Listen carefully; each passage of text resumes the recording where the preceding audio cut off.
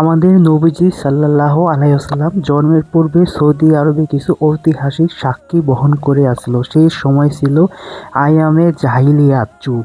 সময় মানুষ সৌদি আরবে মূর্তি পূজা, নির্যাতন, অবিচার, অনাচার এগুলি করে তারা দিন কাবার করত। এমনকি আমাদের পবিত্র মক্কা শরীফে কিন্তু সেই সময় প্রায় ৩৬০টা মূর্তি, আপনি চিন্তা করতে পারতেছেন, ৩৬০টা মূর্তি সেখানে কিন্তু রাখা হয়েছিল। আর মানুষ সেই সময় আল্লাহর নামের বদলে মানুষ দেবদেবীর পূজা শুরু করেছিল। এরপরে কিন্তু ওই সময় চলে আসে হাতির ঘটনা, যা আমুল ফিল নামে পরিচিত। এক শাসক পবিত্র মক্কা শরীফকে কিন্তু হাতির মাধ্যমে ধ্বংস করতে চেয়েছিল, কিন্তু মহান আল্লাহ তাআলা পাখির মাধ্যমে পবিত্র মক্কা শরীফকে এক সময় কিন্তু রক্ষা করেছিলেন সেই হাতির কাছ থেকে। তারপরেই আসে কুরাইশ বংশের গুরুত্ব বৃদ্ধি। আমাদের নবীজি সাল্লাল্লাহু আলাইহি ওয়াসাল্লাম জন্মের পূর্বে আরেকটি ঘটনা হলো আমাদের ইসলামে খুবই গুরুত্বপূর্ণ এই ঘটনা। কারণ ওই সময় কিন্তু পবিত্র কুরাইশ বংশ কিন্তু তাদের মর্যাদা, তাদের মান, তাদের আত্মবিশ্বাস বৃদ্ধি পেয়েছিল, এবং তার সাথে সাথে হযরত ইব্রাহিম আলাইহিস সালাম এবং ইসমাইল আলাইহিস সালাম কিন্তু ওই সময়কার অনেক স্মৃতি বহন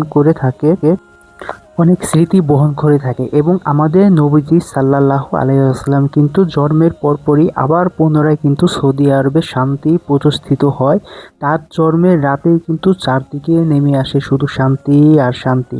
আর এই বর্ণনা কিন্তু বলে শেষ করা যাবে না বন্ধুরা, এটা কিন্তু আপনারা সবাই জানেন। তিনি কিন্তু আমাদের নবীজি সাল্লাল্লাহু আলাইহি ওয়াসাল্লাম কিন্তু নূরের আলো নিয়ে জন্মগ্রহণ করেছিলেন, এবং তিনি যেই ঘরে জন্মগ্রহণ করেছিলেন সেই ঘর কিন্তু তার আলোতে আলোকিত হয়ে গেছিল পুরো এলাকা।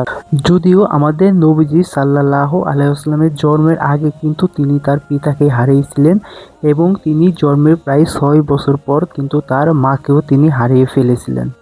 তারপরেই তিনি তার দাদা আবু মুতালিবের কাছে কিন্তু লালিত পালিত হন, এবং তার পাশাপাশি দুধমাতা হালিমাও নবীজি সাল্লাল্লাহু আলাইহি ওয়াসাল্লামের সেবা যত্ন করে শিশু বয়স থেকে কিন্তু তিনি নবীজি সাল্লাল্লাহু আলাইহি ওয়াসাল্লামকে বড় করে তোলেন। শৈশবে আমাদের নবীজি সাল্লাল্লাহু আলাইহি ওয়াসাল্লাম ছিল অত্যন্ত সত্যবাদী, বিশ্বস্ত হিসেবে পরিচিত ছিলেন।